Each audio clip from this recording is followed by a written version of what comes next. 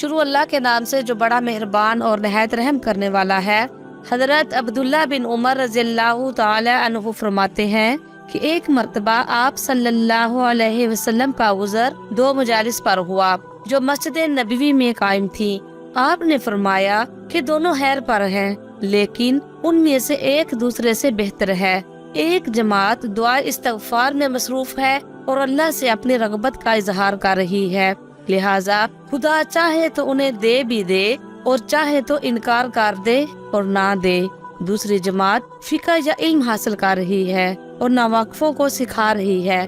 یہ لوگ بہتر ہیں اور خود بھی میں معلم بنا کر بھیجا گیا ہوں۔ پھر آپ صلی اللہ علیہ وسلم خود ان کے پاس بیٹھ گئے۔ اللہ تعالیٰ سے دعا ہے کہ اللہ تعالیٰ ہم سب کو جو ہم علم سیکھیں اس پر عمل کرنے کی اور اسے آگے سب کو سکھانے کی توفیق عطا فرمائے۔ آمین یا رب العالمین۔